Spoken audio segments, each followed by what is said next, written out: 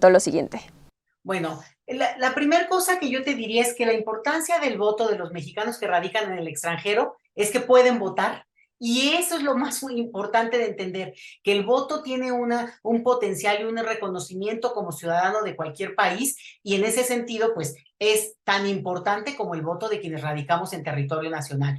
El hecho es al revés, es no haber tenido esa posibilidad durante tanto tiempo. Y el último detalle es que esta es una conquista, no es una cuestión que se le dio a los mexicanos que radican en el extranjero, y por tanto, bueno, pues hay que apreciarlo doblemente porque tiene un ejercicio atrás de mucha demanda, de mucha denuncia, de mucha militancia de quienes pelearon por esta posibilidad de poder votar y no solamente expresar su opinión política, que esa es una cosa muy valiosa, súper importante, que se ejerce de hecho de una manera muy cotidiana, de manera muy visible para muchos de nosotros, pero sin embargo el poder del voto tiene que ver con que se expresa y además cuenta en términos de, digamos, ya los equilibrios de poder reales en el país, en cualquier país. Entonces, su importancia radica en que cuenta y pesa cuando se ejerce.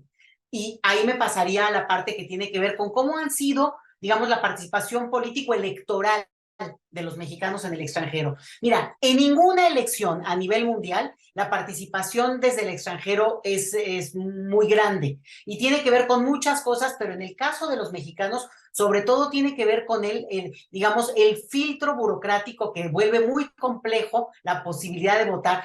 No es que sea imposible y no es que no se haga, pero claramente hay una coincidencia entre todos los que trabajan este tema, que la dificultad, aunque sea mínima, y que no lo es, contribuye a que ahora tenemos, digo, ya la última elección, casi 100,000 mexicanos votaron desde el extranjero, pero para esta elección, y te lo digo porque creo que es un dato que es muy fuerte, se espera que por lo menos un poquito más de 600,000 personas ya están registradas con todo, digamos, el trámite concluido y que podrían votar.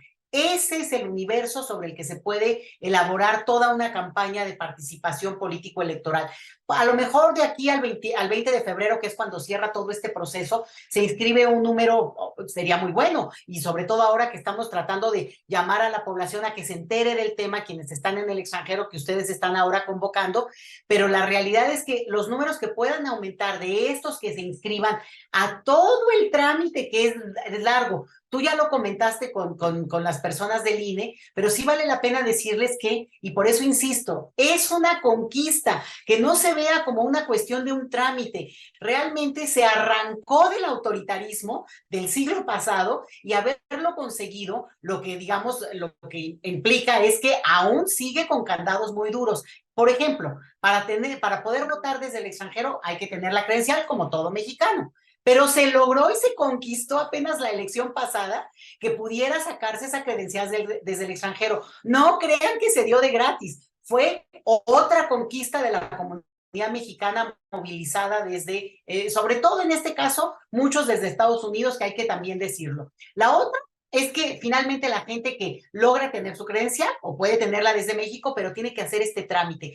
Y mucha gente no sabe que al sacar la credencial debe darla de alta. Si quienes van a votar presencialmente, se les va a permitir que no hayan hecho este trámite, que es como con las tarjetas de crédito, que después de que tú ya la obtienes, tienes que darla de alta. La gente no sabe, se omite ese paso, entonces creen que ya con eso van a poder votar. Y no, aunque tengan esa credencial, si no hacen ese paso y luego se inscriben en el registro electoral, que los va a ubicar ya en su lugar de origen y a dónde va a contar su voto. ¿Y esto qué implica? Que también, pues sabemos muy bien que va a haber elecciones gubernamentales en las cuales el voto de los mexicanos en el extranjero puede participar, y bueno, también hay el caso de algunos lugares donde hay diputado migrante. Entonces, lo que se traduce esto es que si no tienen el trámite completo,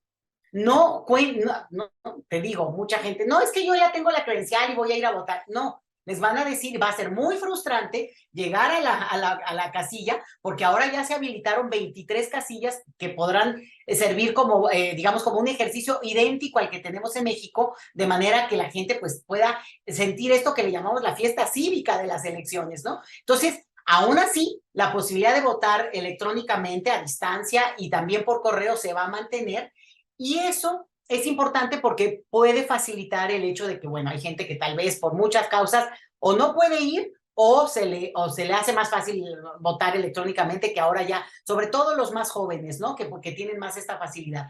Pero a lo que voy es cambiar el chip del tema del voto de los mexicanos en el extranjero. No, no es una posibilidad, es una conquista ciudadana, precede una lucha importante. Hay mucha gente que ha dado, digamos, su trayectoria política y su empeño en que esto se logre. Hay gente, digo, por la libre, porque digo, las autoridades están obligadas, pero aquí es a donde voy, que por eso vale tanto la pena votar desde el extranjero, porque al final de cuentas es también reconocer no solo esa lucha, sino el reconocimiento explícito de que los mexicanos que radican en el exterior no solo son remesas. Y es más, les diría, las remesas no son votos y pueden ser como muy premiados y celebrados, pero al final no tienen la incidencia que el voto puede tener.